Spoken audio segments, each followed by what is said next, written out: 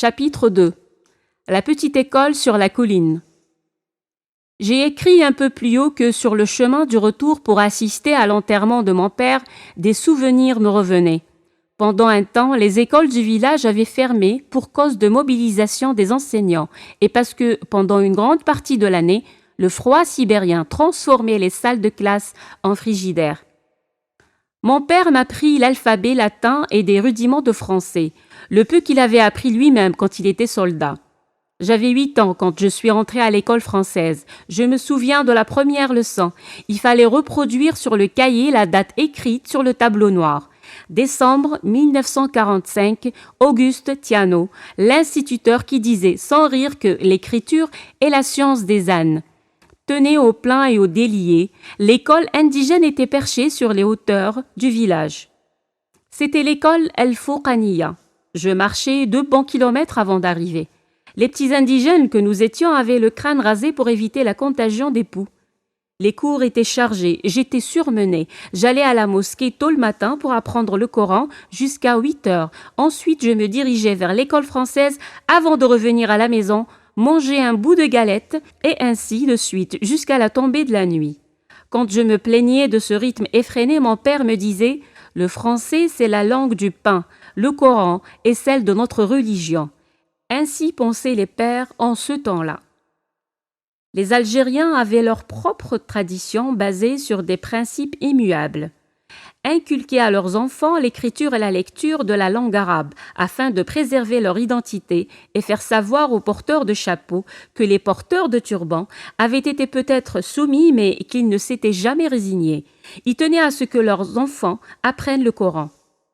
Les Français, pour nous signifier à quelle piètre estime ils nous tenaient, avaient introduit dans le programme scolaire un livre de lecture qui résumait, en quelques dizaines de leçons, les heures et malheurs du jeune Abdallah.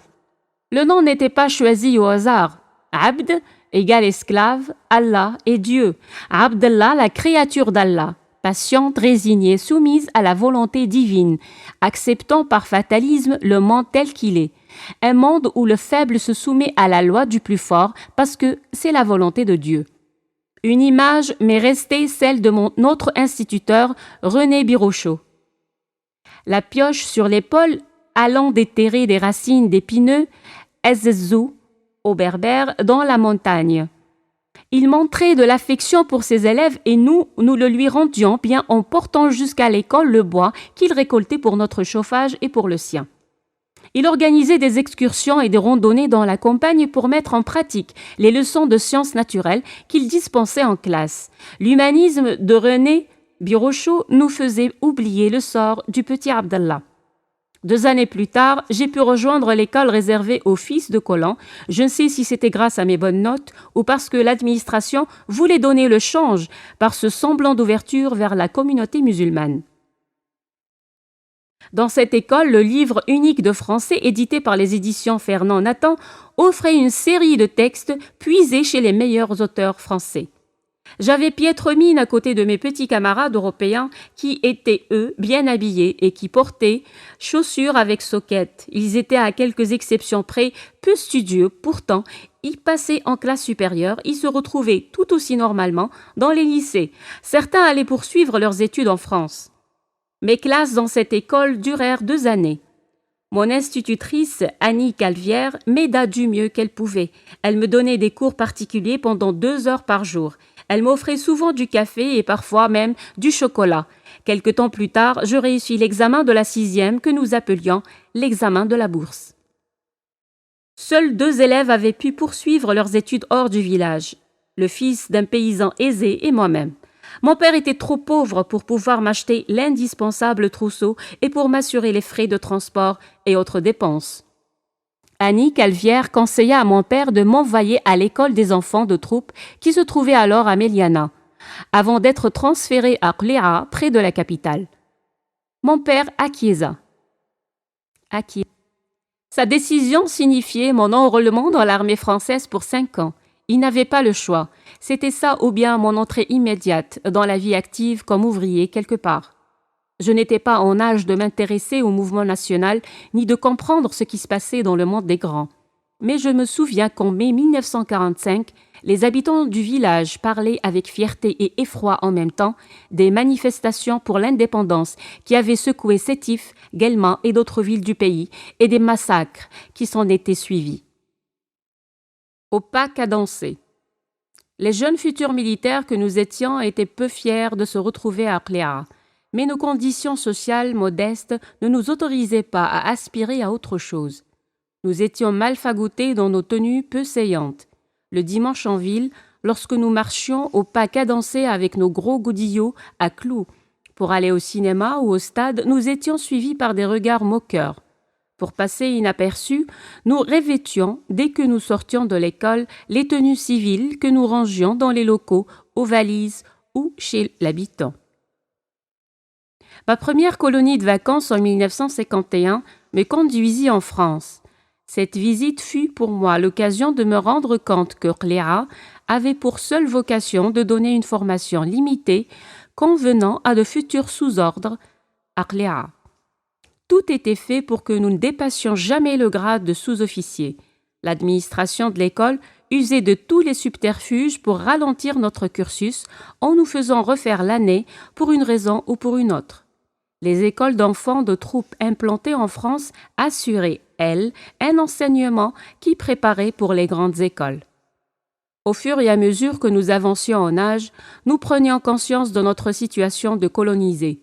Beaucoup de professeurs transformaient les cours en séances d'endoctrinement politique. Les leçons sur l'histoire de France ou l'Algérie ne figuraient que vaincus et humiliés, l'hypocrisie qui voulait faire de nous des Français, le paternalisme primaire étaient des atteintes à notre identité et à notre dignité.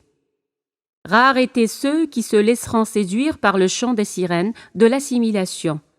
La nationalité française n'avait que rarement conduit à la conversion. Ce renoncement à l'identité et à la foi de nos pères était considéré comme le summum de l'ignominie.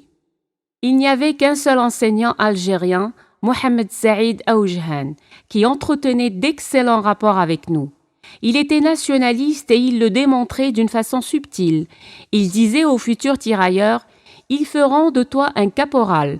Tu ne distingueras pas ta gauche de ta droite. Ils te mettront un balai dans la main gauche et un fusil dans la main droite et te crieront à l'oreille « fusil, balai, et ainsi de suite. » Sa pédagogie était efficace. Il dictait l'exercice et tout en recherchant la solution au problème, il fredonnait un petit air du bled baigné par la soumam. Apprécié, il remplaçait souvent le principal de l'école. Quand nous lui demandions pourquoi il ne se présentait pas à l'agrégation, il nous répondait un peu triste que son statut d'indigène ne le lui permettait pas. C'était une façon claire de décrire le véritable état des lieux. Ma dernière année à l'école coïncida avec le déclenchement de la révolution armée. La plupart d'entre nous en parlaient avec passion. Enfin, il était temps que les Algériens se réveillent et qu'ils se soulèvent pour leur liberté. Notre statut humiliant n'était donc pas immuable. Nous étions interpellés. La plupart des enseignants étaient mortellement Algérie française. Beaufaran, professeur de français, vidait sa rancœur sur nous.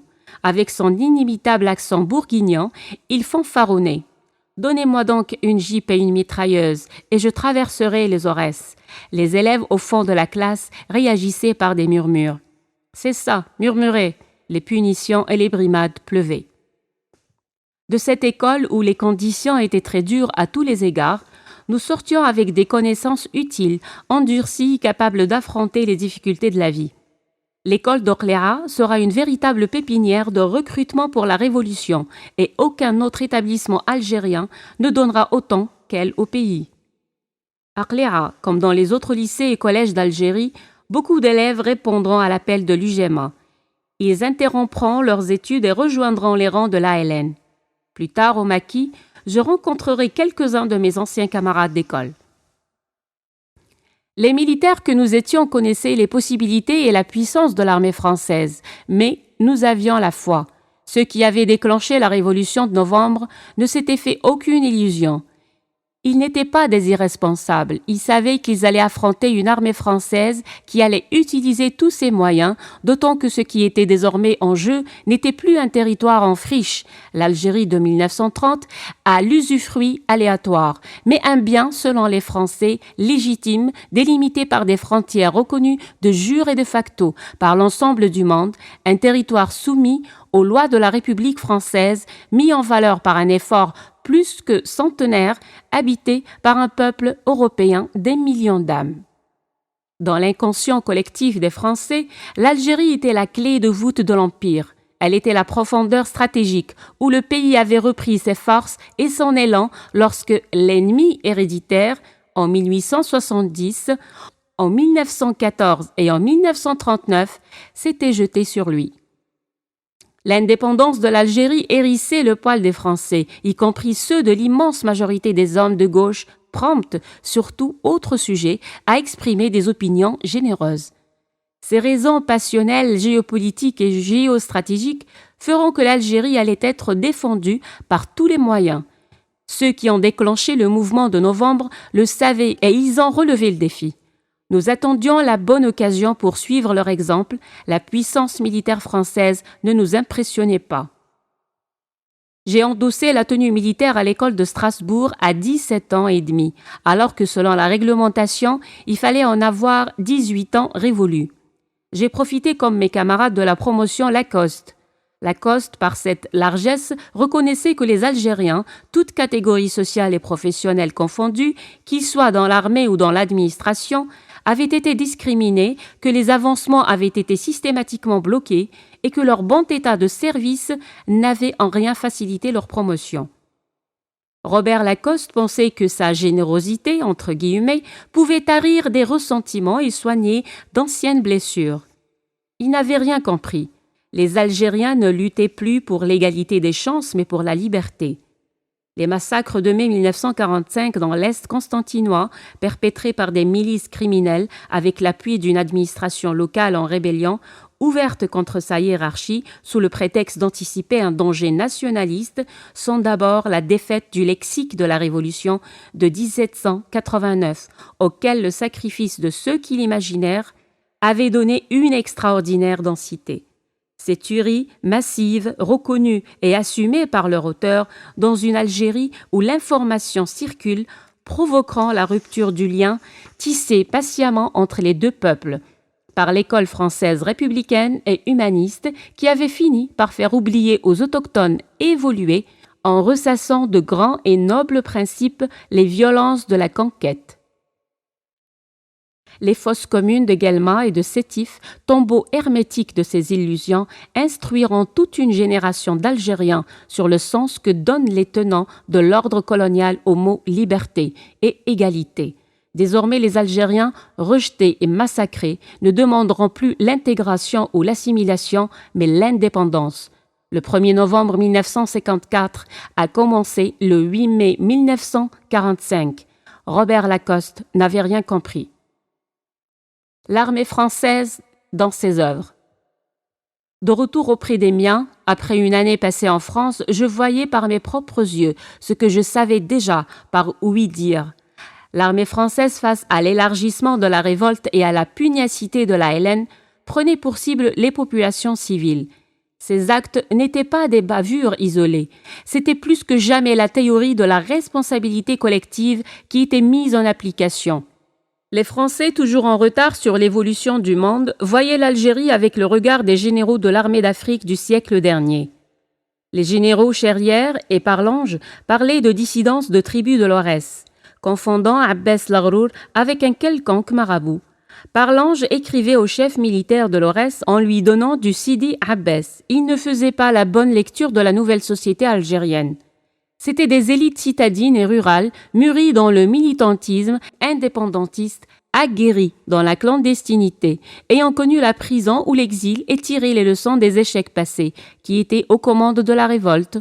Les vieilles recettes qui consistaient à jeter une tribu sur une autre ou à obtenir la paix en faisant le sale boulot par un quelconque Bouaziz Ben Genna ne fonctionnaient plus.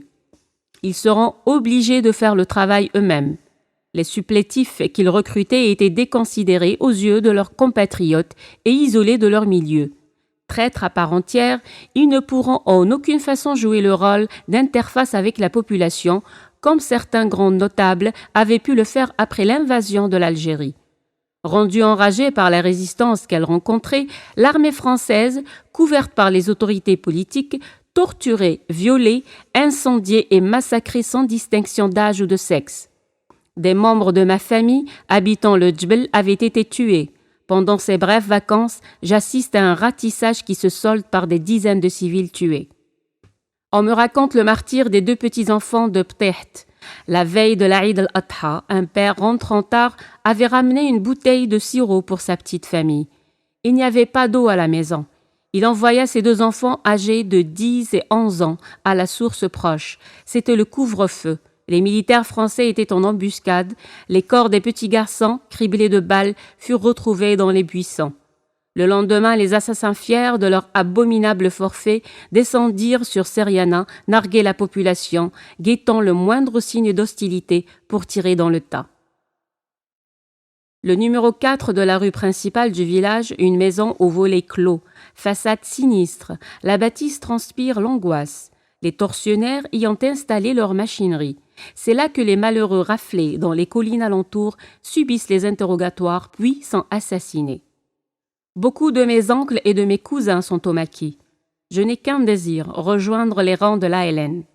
Des raisons impérieuses me dictent de le faire ailleurs qu'à quelques verstes de la maison paternelle. Je veux couper le cordon ombilical avec les miens. L'espace est le meilleur incendie du vaisseau pour celui qui désire partir sans revenir sur ses pas tant que l'aventure où il s'engage n'a pas abouti. Un malentendu ancien existe entre mon père et un cheffaillant local de l'ALN. C'est pour moi une autre raison de ne pas me laisser prendre dans les raies des vieilles zizanies de terroir, de crainte d'illustrer à mon corps défendant le classique « si ce n'est pas toi, c'est donc ton frère ». Une autre considération pesa dans ma décision de ne pas combattre dans le Belezma. Le renseignement français était efficace. Il connaissait le nombre, le nom, le grade et la fonction des moudjahidines. Khaled Nazar, signalé autour de Seriana, s'est immanquablement attiré la foudre sur mon père et sur les miens. Je veux leur épargner ces épreuves.